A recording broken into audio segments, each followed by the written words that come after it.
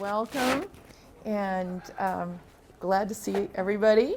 I'm Nancy Odegaard. I'm at the Arizona State Museum, and we're going to be talking about labeling, which is just this issue that never goes away. We always have things to label, and we're going to talk about a number of techniques, but mostly we're going to work with the technique that we use a lot and I've been using for about 15 or so years. And that I like the best.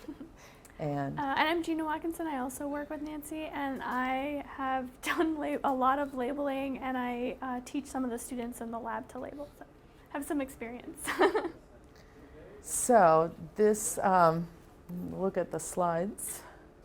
So I usually like to, with labeling, I usually like to sort of go through a variety of techniques that work and don't work. So this is the group that I call the poor materials. These are sort of things that didn't work out so well. And so to kind of walk you through what doesn't work well is stamping. Usually you can get a mark, it's too big, a stamp has one size, it's designed to go on something flat, so it often does not work. This is a kind of a metal tape. And I know what they were thinking in the sense that they had dark pieces of stone and they wanted to find the number again. So if they used dark ink on a dark stone, they wouldn't be able to see it. So they kind of thought tape would be good. But the tape is curling up, leaving a little stain, and you can't really read it anyway. So that wasn't a good solution. Here's kind of a nice little horseshoe here, and the numbers held on with a paper clip. And that doesn't seem to be so successful either. These little metal tags appear in collections, and they can have a string or they can have wire. This metal is a kind of a little, almost tin-plated iron. It's pretty cheap, and so any moisture, and it doesn't take much for it to corrode like a food can, you know, out. And so the corrosion that forms on the outside can then get onto the paper or pass on to the object. And so that usually is not very successful, and the paper that was used is generally a poor quality paper. So the paper gets brittle, the numbers bleed, the metal corrodes, and the whole thing kind of falls apart. So this isn't so successful, but because we are talking about numbers, I'm going to mention here that some of these you'll see objects that have got a couple different things going on, and just to remind everybody that all the numbers that are associated with objects are really important.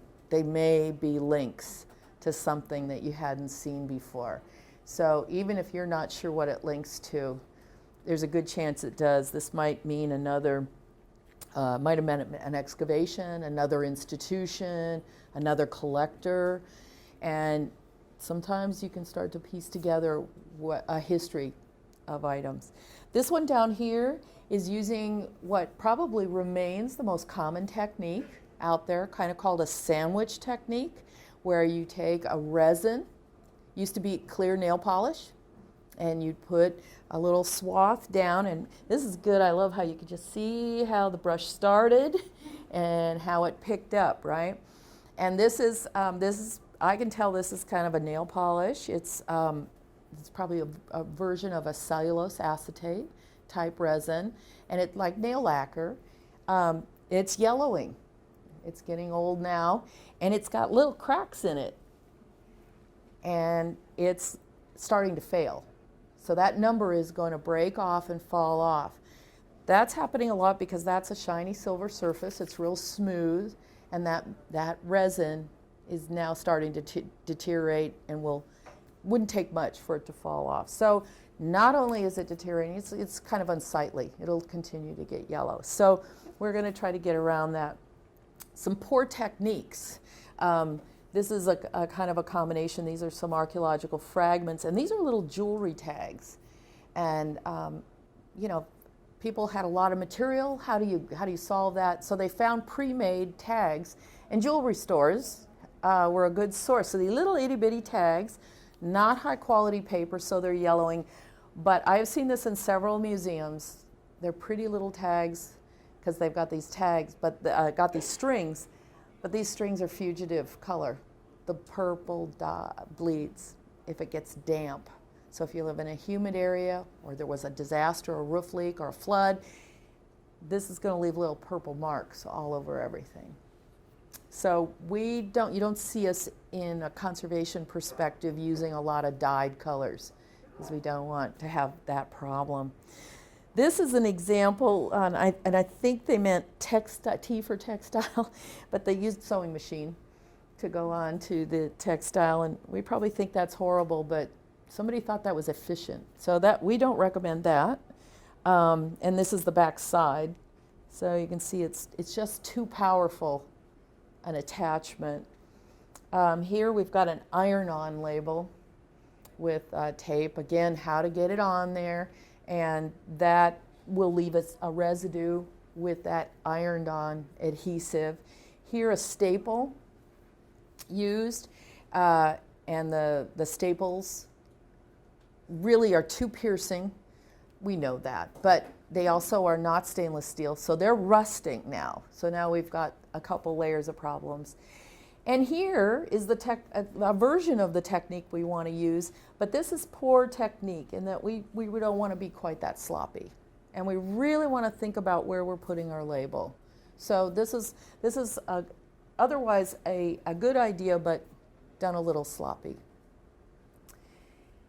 The placement. Where should we put the label? Now, if we get a good way to do it, where should we put it?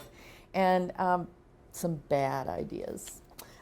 This is a lovely piece here, and the number is written right on the upper lip. The size of the lip there, that's not so good and very difficult to undo. Here we've got some beautiful burnished black pottery and a big white label on the inside using whiteout and numbers right up here. Well, that makes it easy to find, but that's about all it does. And then here we've got a beautiful piece of painted wood with the number right on the front. So thinking in terms of placement, and our objects are so different shapes, materials, conditions, that it's hard to have a rule, but we'll try to give you some guidelines. You want to make it easy to find, easy to read, but not in the way of really appreciating the presentation side of a piece. In this case, we have a painting. You're looking at the back of a painting. This is the wood stretcher. And then this label. Problem with slapping it right on the back of the canvas is that's another layer of adhesive, and on the front side, you can actually see where the label is, which is not what the artistic intent was. Size is often a problem for people. So here we have a Sharpie written right on the back. Here, little problem with the whiteout bottle fell over, and this giant 33 here. Versions of numbers with the cross out. We have 1, 2, 3, 4 numbers. And then here, trying to get that whiteout layer, they covered the whole half to do it. And this is a piece of bone that was carved, and difficult material, but this is a little bit the wrong size. You don't want the label to be the object itself. The label should be, the number should be with the object, not take over the whole object. There is a habit with some people to try to not do a catalog card and to put all the information on the piece. And here's the whole story, and again, the story, and a whole little letter here, and again, on the back. This is fairly common, and we're so glad to have the information, but this is not the ideal place to put it. This is the kind of information that goes into your catalog record or your accession files and is absolutely important, not so much all over the object. And label information leading to that. Those of you that have any exposure or have to cope with any archaeology-based collections. There's lots of fragments, lots of material, and archaeologists often like to work with brown paper bags, was sort of a tradition. And so here we've got an example of the bleeding of ballpoint pen. So not a material we choose to use. We've got a gummed label here that was actually done with pen and ink, kind of old-time label, probably from the late 19th century. And it's really fading at this point. And here is a, you can't even really make it out. There's actually writing all over here done in pencil. So we have a lot of media that's used for writing that in the long term really doesn't hold up very well. And paper tags on a string, and these have been used for a long time, and there's still a call for them. We'd call that like almost an indirect. The label is attached by the string rather than directly to the object itself. Places where that's used is quite effectively is with a costume or garment collection, where you might have a direct label, a tag stitched in to on the object itself, but to make it easier to find, a paper label on the outside. Large archaeological objects that you don't want to have to turn and move, or heavy objects, having a way to tie a string to find it. And this is an example of a Mexican folk item, and it would be very difficult to sort of find where the number might be hidden. It's actually here up underneath, but it's very handy to have this paper tag right here that helps us immediately find it. And then here at back, another a technique we'll talk about is how do we do that? What kind of paper do we get? And this is a kind of a tie-back paper that we can put a number on and attach. There was a question. Well, my question's related to that. I made some tags and I laminated it, and I want to know if that was a good or a bad. This was with the heated lamination? Heated laminate, and I could not find anywhere what kind of plastic that's made of. It's going to be your problem is the plastic and the laminating adhesive. Okay. So those are changing a little bit, but almost anything that was laminated in the 70s by now is split and stained.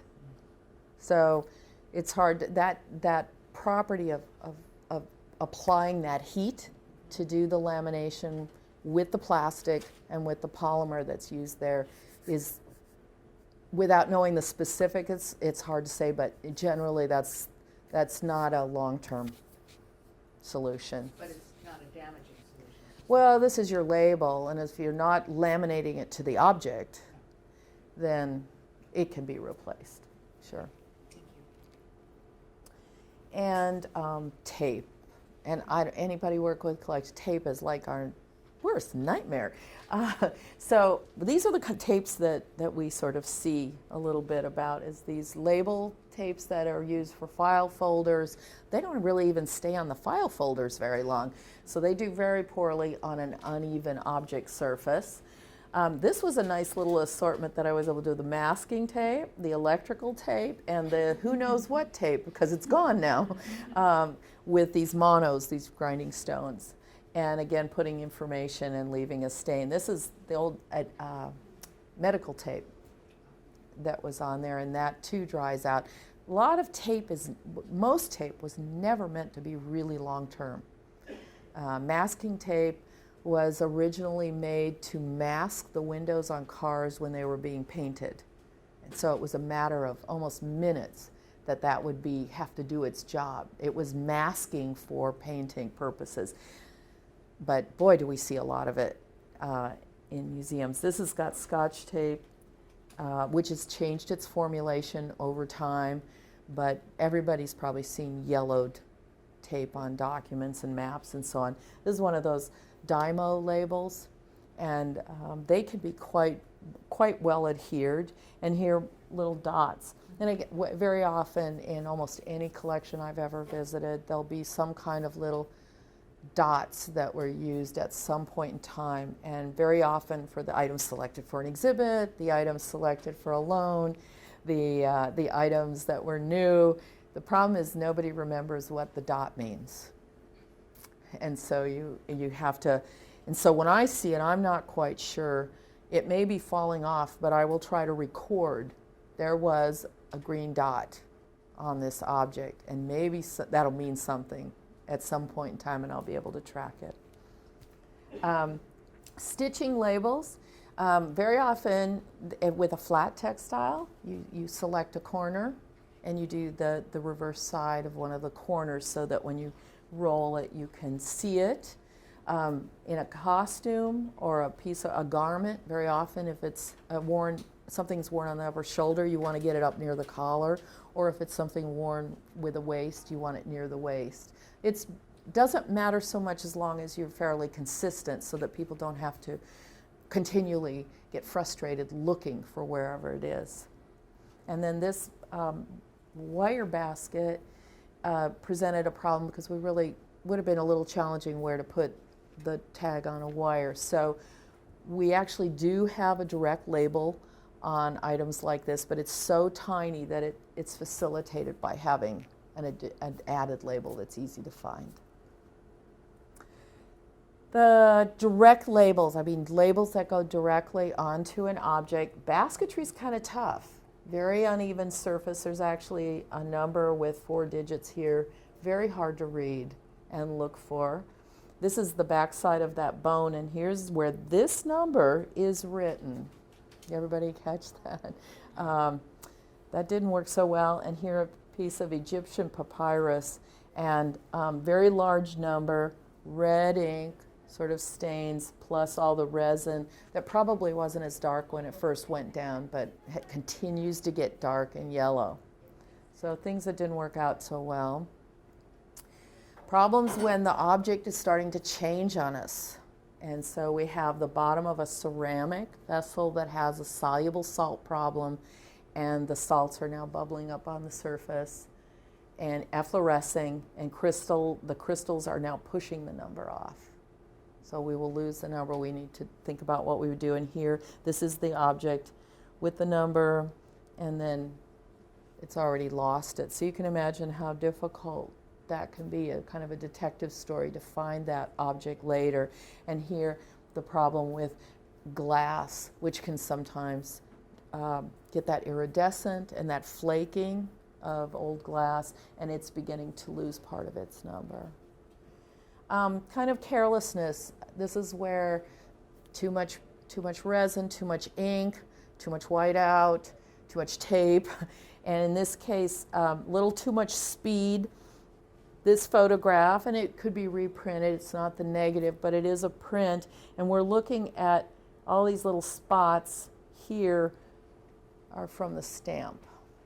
That would have been a label to put the catalog number on it there, and so the one above this print was not dry. So careless in starting to stack before it was ready. The hazardous materials. We do have some. This is a beautiful old tag from the Field Museum from 1911, and here we have the word just poisoned. We don't know what, but there it is, and it's on a little piece of acidic paper with a staple. So this is tells you right away some caution, but it also suggests maybe we want to be a little more clear with what the label for something like this is. This is a poison arrow, and it's in a plastic tube, but could also use better identifier. What we have been doing is using little tags. We'll show you some by marking that something has been treated, say with arsenic, or if we don't know what it is, a toxic metal, a poison, something like that. Heads up. If it's poison, you're going to want to put the gloves on and handle carefully. What we did with some of these Brazilian featherwork pieces was that I did learn that they did have arsenic. They had a lot of arsenic. There also had been some transfer arsenic, so I didn't believe that all of them had been treated, but they were all together, so there was some transfer of that arsenic powder. And what we opted to do was to not really mount them. I placed them on plexiglass sheet, real thin plexiglass sheeting, which is in this Ziploc bag, and then we added a label, heat sealed the label in so that we could identify that there was warning hazardous material. So we've got the catalog number on there. You don't need to wonder where it is. But because I used the plexiglass on this, we're able to look at the back side.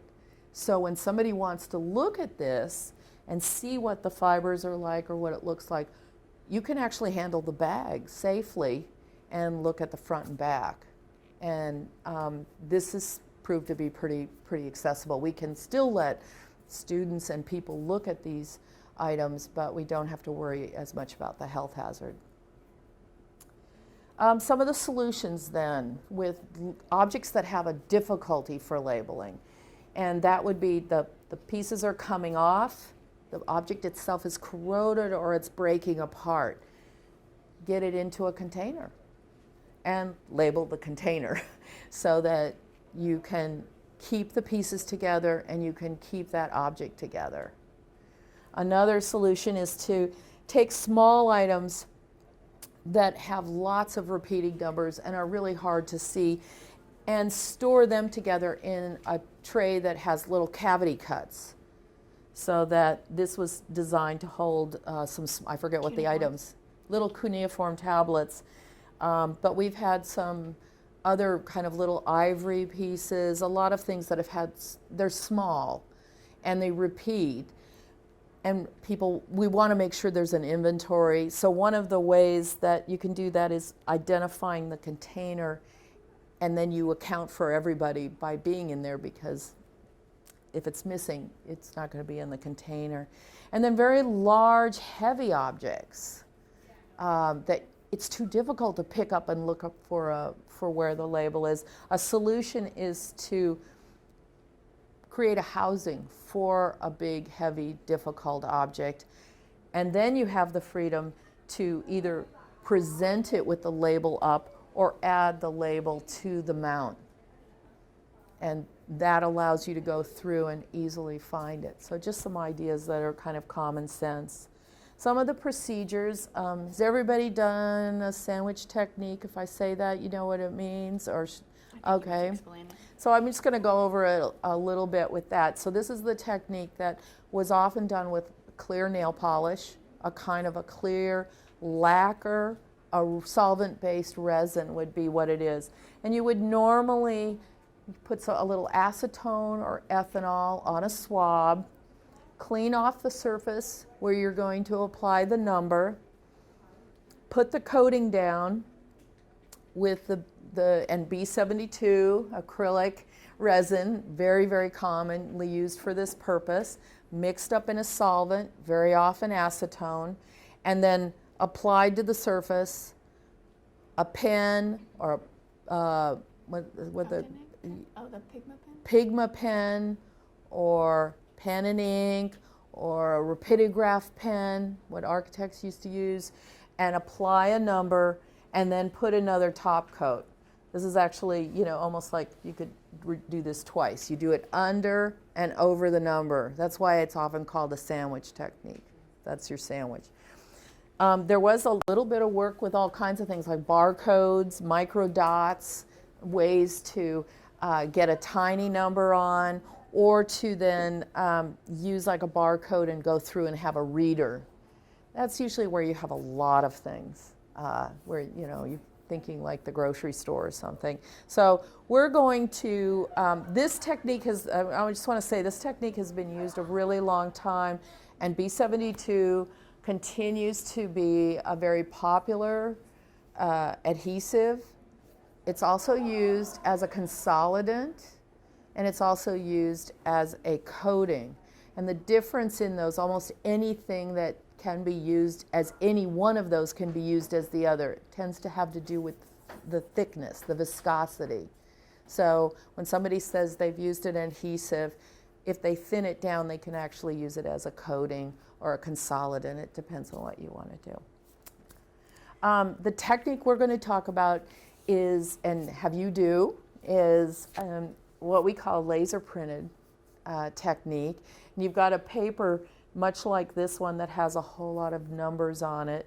And Gina, you want to talk people through this? Yeah, did you want me to talk through? Okay. because I can go through the other slides too. Oh, that's briefly. true. Well, we've got a little bit more. So this is a process. We're gonna show a video so you can see how we do it with our hands, and then we also have a little more detail. So I'll do the first pass, and then Gina can really take the detail through. So this is the piece of paper. We typically will print a group of numbers that are for objects that are going to be labeled at the same time, and we'll do it in a couple different font sizes, unless we already know all the objects are the same size. And so we're going to give some opportunity. If people are helping us and they haven't done it before, we'll do multiples of the same number. So if it didn't cut right or it didn't work out, we got another one ready to go.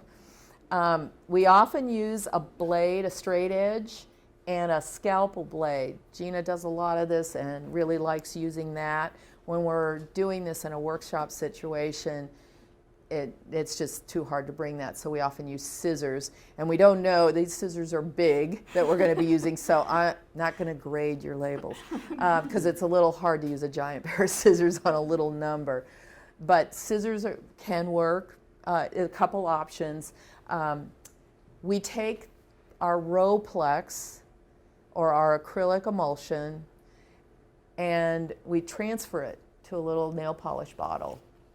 And you can buy them like that, or years ago I got a donation from Revlon, and that's what you see the other one. These, I was able to get them empty. But I have told people you can go out and buy cheap clear nail polish and dump it out, clean out the bottle, and reuse it. So this allows the format is just it's a good engineered design. Though these bottles don't fall over. These bottles have the brush inside. These bottles people put the cap on.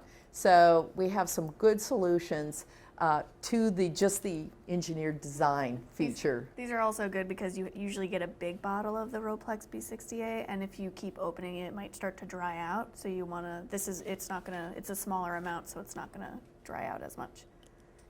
The company that supplies the sponges, the polyurethane sponges, cosmetics, do they supply? I know Conservation Resources. Oh, you mean for the bottles? You know, I buy a lot of ours from the local nail supply store because they're like 20 cents. So if you have like a Sally, what do they call Sally? Nails? Sally Nails or Sally, I don't know. I almost said Sally Mae, but that's not this. But you like hair, like where people get like their beauty supplies. A lot of times you'll get empty ones, but there are a lot of like, you can go also to the nail store, like where people get their pedicures, and see if they get empty ones and where they're getting them from.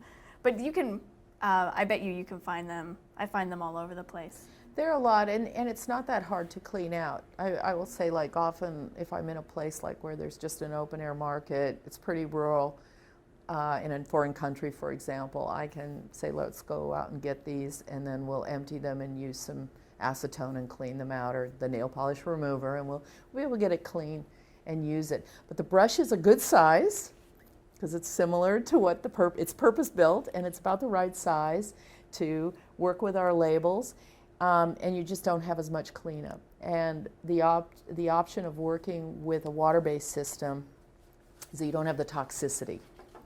So this has become our norm. The critical part in here too is the paper. Now we're kind of lucky, almost all photocopy paper these days is acid-free. And so you do want to check, and we'll talk a little bit about that, but probably people have heard of like Abbey Pen. We'll say a little bit more about that. But this is a very, very quick way to test your paper products that you might be using to make boxes, to tissue paper, to do liners, all kinds of things. So this is a handy item to have to go along with it. So once we have our paper, the other point is laser printing. We'll mention that again, not the dot matrix and not the inkjet. Those are not stable, so we're gonna want a laser printer, and those are a lot more common these days as well.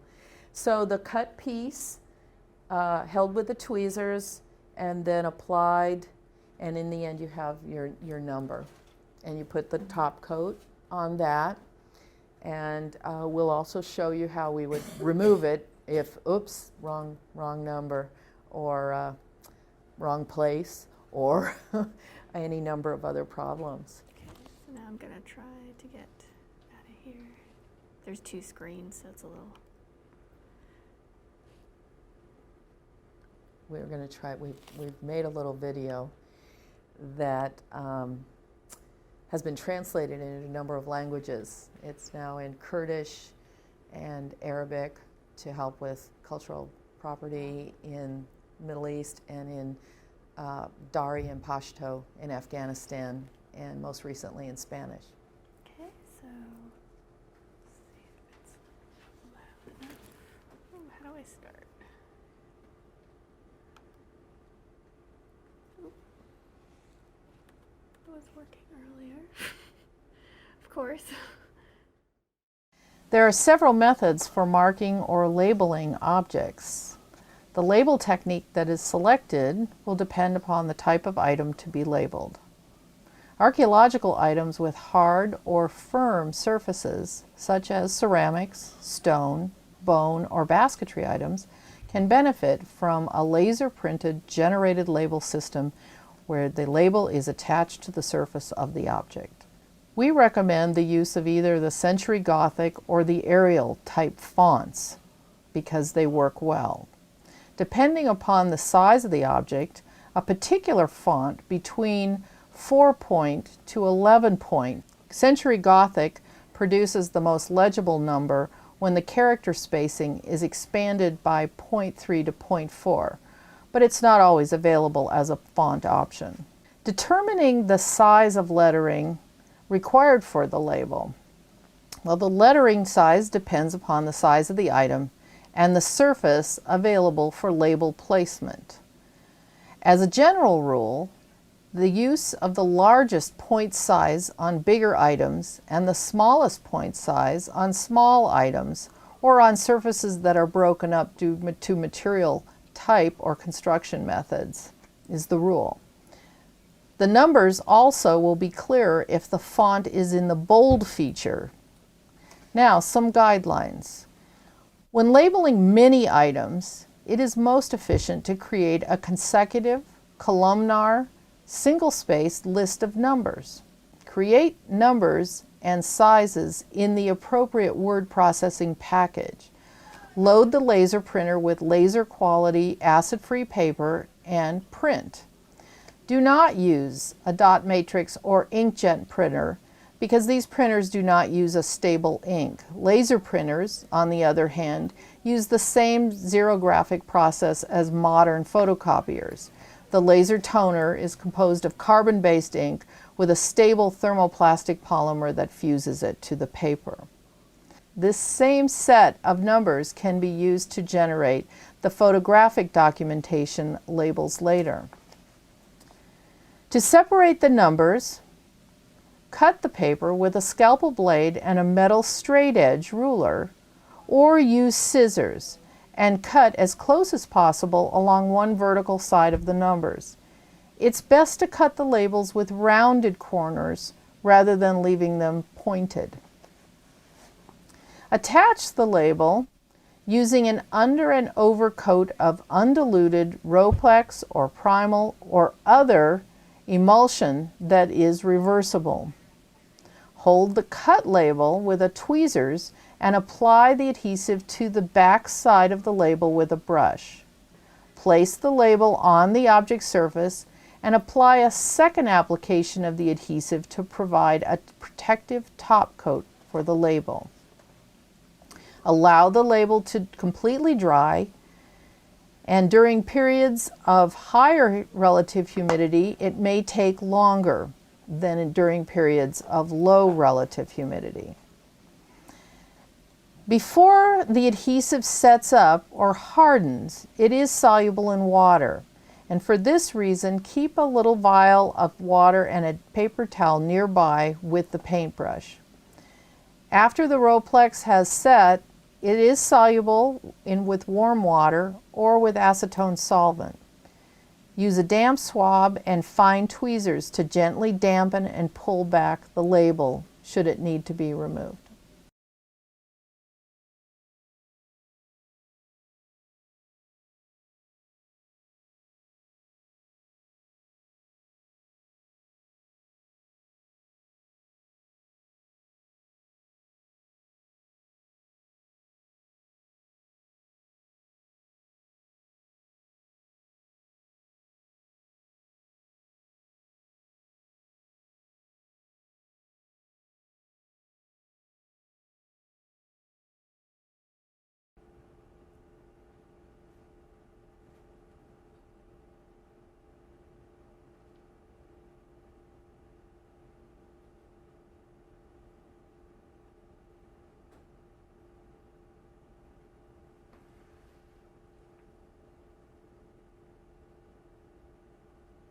And that's the video. Okay,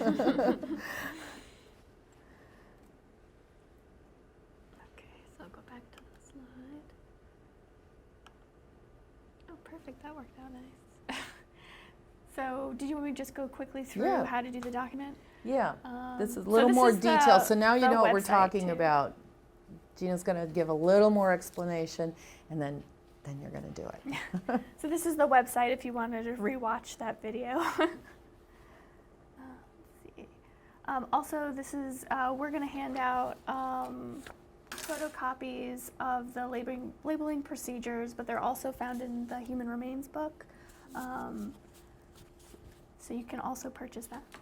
Although part of it's free on Google, I think. At least That's this fine. one page. So this is just a little one piece that was about the procedures for that, and that's a whole nother topic, of course, the human remains, but trying to improve some of the issues of collections that are still held, but hopefully not for long. Yes. I know it's dry where you come from, but have you heard of any collections being impacted by a flood that have been labeled this way? A flood, not exactly. And you kind of need warm water to take it off. It's not like just high humidity. And it won't kind of pop off. And like you could see in that video that it took me a little bit. I had to kind of put a little dab of water on and let the Rollex kind of suck it up. And I had to keep the water warm. And so it takes a little bit to get it off. It's not like it just gets wet and it falls off like you would see I've had sticky nothing adhesive. fall off. And the only thing that's really, not that hopefully we don't have very many floods, right? But in terms of having like a little accident where something got wet inadvertently, or recently we did have a little leak in a roof area with an exhibit case, and I was a little concerned. But nothing got actually wet, but I haven't had trouble with it moving. Now that I think about it, we did some humidification on a basket that had that on it, and it didn't spring up. No, I at haven't all. had it reverse. If they're older, it's a little bit of a challenge to get them off. I mean, you want to be set up, and so when we say, I mean, I'll put a little bit of purified water in a microwave. I want it to be, and then I'll blot it. So we'll try to take them off. You're going to put it on, and it's so. The short answer is I don't think it would be a problem any more than any other label could be.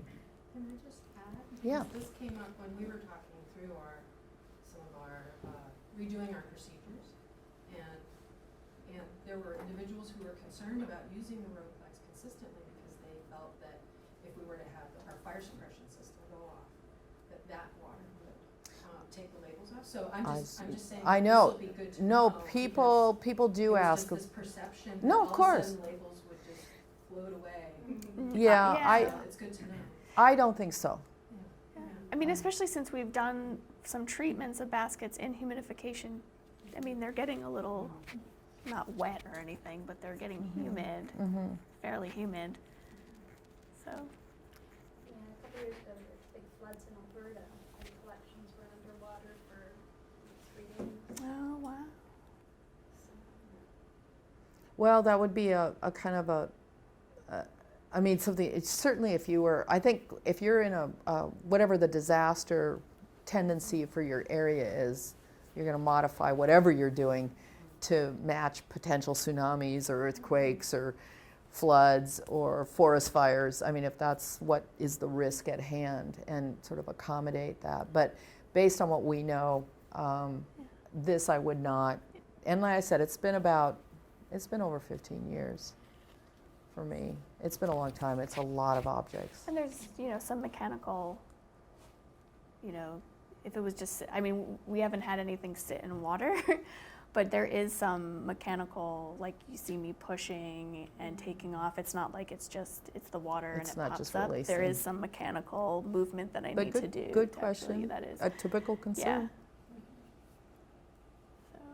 So I I'm just going to go quickly through some of the materials and tools, and you won't need all of these at the same time. It's just something that all the things that I like to have while I'm doing this, kind of close by.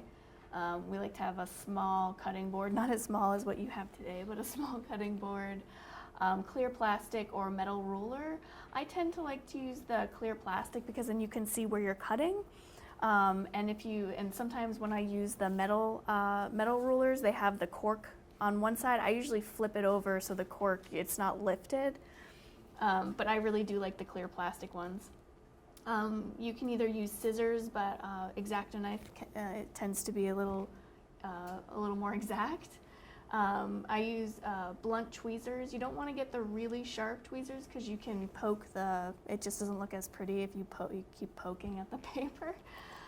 Empty nail polish bottles, an artist brush, bamboo skewers, cotton swabs, toothpicks, which are kind of like, the bamboo skewers. And then we get the adhesive, the Roplex B60A at Conservation Resources, and I have the supplier list at the end of this. Acid-free paper, a laser printer with black ink, and I usually like to have an optivisor or some kind of magnification just in case I need to see the surface when I'm looking at objects. So before you put your labels on, you really need to be prepared because you don't want to have to get up every 2 seconds, which I've definitely done before. So you want to prepare your space. You want to be in a clean and organized work area. A lot of times we'll go and we'll see people work on objects and there's stuff everywhere. You just don't want to do that. You want to make sure you have all your tools, and we like to use these trays, kind of these IKEA trays, put all our stuff on them. You want to kind of minimize the handling when you're putting a label on, just like always, and so sometimes we put it on a Lazy Susan or a piece of foam so we can move the foam around and not the object as we're labeling. You want to, before you get everything ready, you also want to kind of look through the objects and kind of choose an area that you want the label to go on. Find an area that, like how Nancy was talking about, you want to have kind of a more stable area. You don't want to put a label on an area that is, flaking or has an issue, or dyes. We don't put labels on areas that have like dyes on them. So like if you have a basket and there's non-dyed areas, we would prefer to put it on the non-dyed areas. And sometimes we will dust the surface first before we look at it, either with a dental brush. You could just do a dental brush and a vacuum, and that usually is pretty good. So in like a technical detail, like how in the case of the basket there, how it started, or if you had a pot that had part of a signature, or the rim, you don't want to cover up a diagnostic feature on your object. So to make the catalog cards, Nancy went through this a little bit. This is this is a little, there's a lot of information, so I figured, I didn't know what level you guys are with computers, but you want to open a blank document in Microsoft Word if that's what you use. Kind of just determine the size of the lettering you want for the label. And in general, we use Century Gothic or Arial between 3 to 6 point. And we use either one of these two fonts because they're easy to read. They're both really spaced apart nicely. You can also, if you don't realize this already, if you want to go below 8, to do that in Microsoft Word is you highlight the number where the number is, and you can just type in like 3 or 4 instead of 8 because it doesn't scroll up to. You don't have to drop down and choose. You can actually input. And if you don't get that, I can show you. I can also show you that later today. So here are the different sizes that we tend to use. That is one of the smaller ones. That's actually 3. We tend not to use that because it's really small, but for some objects, we do. Like and a bead. And that's a bead, and it's an individual bead, and it's perforated on the other side. And so I wanted to put it not on the flat surface that you would look at. Like a lot of people are interested in the perforations, but also if it was on exhibit, you wouldn't really see it on the side of it. But this particular bead is going to also go into a bag that's labeled, so it has the 2 labeling systems if you have someone that can't read without their glasses. So another thing that we do when we make the labels is sometimes, for instance, like this one where it's really small, sometimes the numbers tend to look really close together, so you can actually space the numbers out. And again, you can do that in Word by going to the paragraph toolbar and opening up the font box and going to spacing. And we use between a 0.3 or a 0.4, and you could just write that in the box next to the spacing, and that'll space out the numbers. And Nancy, and you kind of can see this on your pieces of paper that you have. So when labeling multiple objects, we work with a lot of objects at once. We're not just working on one object. We usually do a group of 20 or 15, and so you want to instead of making like one number for each page, we'll go ahead and make all of the numbers ahead of time and make them multiple sizes, multiple sizes. And multiple numbers, because sometimes you mess up, like Nancy, I actually mess up all the time, so.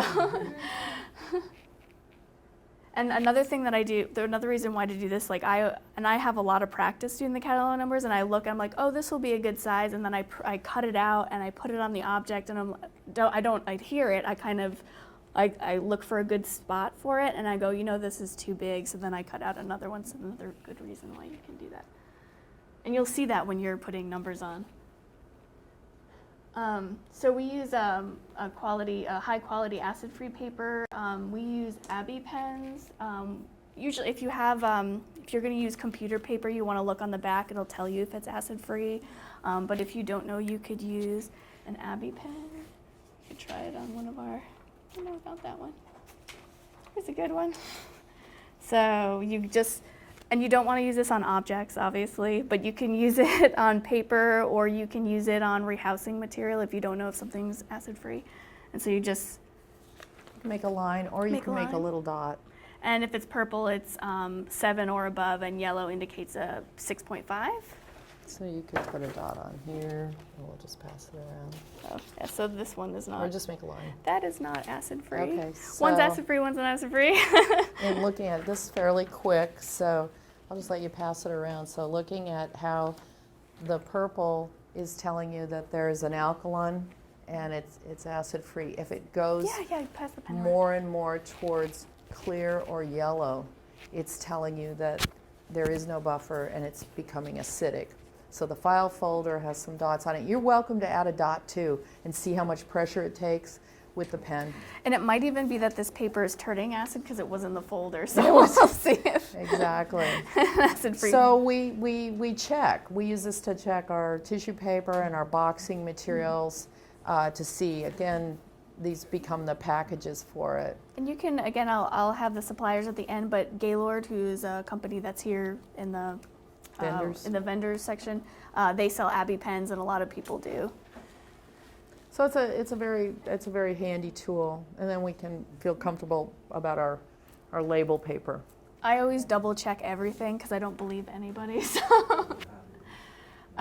So we, like Nancy mentioned before, we use a laser printer and do not use an inkjet or a matrix printer.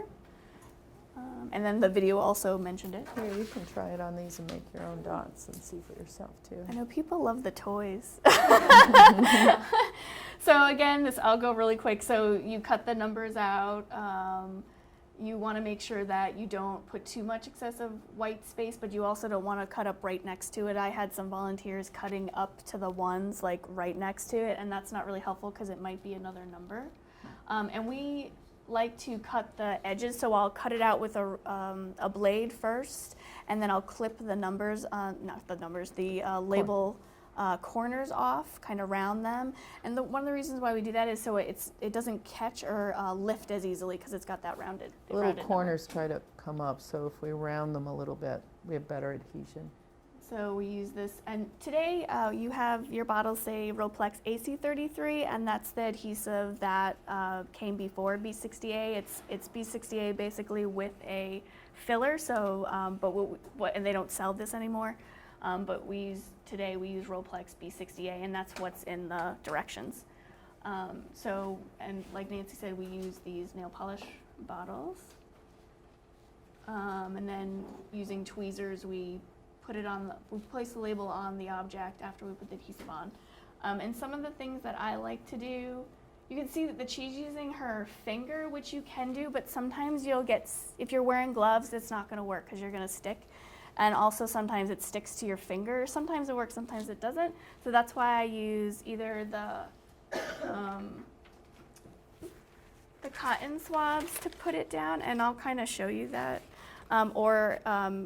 So you have the tweezers, you put it down, and instead of putting your finger all over it, which actually might not be a good idea, I kind of roll it out with a dry cotton swab or just the bamboo skewer like this, just really basic.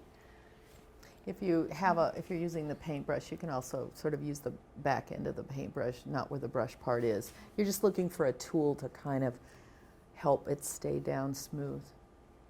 And another thing that I like to use with the bamboo skewer, I don't know where I just put it, is that sometimes when you're putting it on an object that has a little bit of a curve to it, so like basketry, I'll actually take the number and just kind of roll the number, not like to make it a complete circle, but I roll it so it has a little bit of a, it's not completely hard piece of paper, it has a little more like flexibility, I guess, to it. So that's a good trick that I've learned since I've been doing this. So then you always want to put a coat on top, because if you don't put a coat on top and you're putting it on a label on the bottom, the numbers might abrade off, so you want to put a top coat. It seals it in. Well, and it also then protects the paper from humidity and that issue of the water. And you really want to make sure that it's dry. And so I leave, even though it dries really quickly, I leave ours up, like if it's on the bottom, for at least an hour, even though it's probably only a few minutes, just to make sure, because like they mentioned in the video, it really depends on your humidity. For us, we're really dry, and so it does take like a minute for it to dry, but you never know. So I let it sit. And you can check a little bit with your bamboo skewer to see if it's tacky. And then this is some information about the adhesive. It's Roplex B60A. It's water-based acrylic emulsion, and that's what we use. You can always, I should point out, I always look up safety data sheets just in case, and most companies will have these, whether they're, it's not really a chemical, but they do make one, so I always pull that up. And then we'll do the textiles later. Okay. Yeah. Do you want me to go through this, or should we have them? Let's go ahead and just finish with Okay. this, and then you can play with And then both play. techniques. Okay. So we also do labeling on textiles or softer surfaces, and how we do that is kind of the same way, but we use the Tyvek, the Fabric Light Type 14, which is this, and we can pass this around. And we cut it out to size. We cut it out kind of in a rectangular shape. And then we apply the paper. Our paper labels exactly the same way you would do an object. So you would still put a top coat on it. And then we hand stitch the hand stitch, not use this machine to stitch the Tyvek label around the edges onto the textile. And this one's a little tight, but this is what it would look like. And this material, you can use the other type of Tyvek paper, more like the paper, sort of the FedEx envelope type paper, that white paper. That can be purchased, and that's where you could make a string tag. Yeah, I have pictures of that too. So we use the tags a lot of times with objects with uneven surfaces, and so we use the Tyvek tags are called paper-like or type 10. A lot of times people just say paper type instead of using the numbers, but it's the same process again. And you can buy these tags from a lot of different companies. We've recently bought them from Gaylord. You can do different things. So you can either buy the tags pre-strung, you could buy the tags with no string and string it yourself, or you can get you can just buy the paper in sheets and punch holes in the paper and put cotton tags. So it just depends on your money and how much time you have about what level you want to do. It's usually easier and easier to just buy the tags that are pre-strung. We usually get the bigger size and then cut them down instead of getting 2 different sizes. And so again, the same process. And then I cut it down and added it to the object. So, and we also do, for objects that we don't want to directly label, we'll put, or have small direct labels, we'll put them in bags and heat seal their numbers on the bottom of the bag. So the one with the little buttons on the bottom, we've done that. And for our archaeology collection, you can see there's some tags in there. Yeah, there's the little jeweler's tag with the purple string removed. But we're likely to keep some of these little labels because they tell about the time and the context. But we do like isolating them, so we'll often collect the small tags that have staples or metal or We don't want to throw problems, and keep them with the object, but not directly. them away. Yeah, so they're inside the plastic bags, and you can there's tags, and then there's tags on the boxes. So if we took out a object for exhibit, it still has its little home. And when you're opening the drawers, you can actually see instead of like having to play around with the tags, you'll see the numbers on the boxes first. So we really want to limit handling all the time. So, and I think that was the last slide. Oh, and then this is how we removed it. And these are some of the suppliers that we use. Okay. So we should. So with the last time, we think you should all try labeling. We've got some little baskets. We brought little things to fit in our carry-ons, but there's a variety of little materials.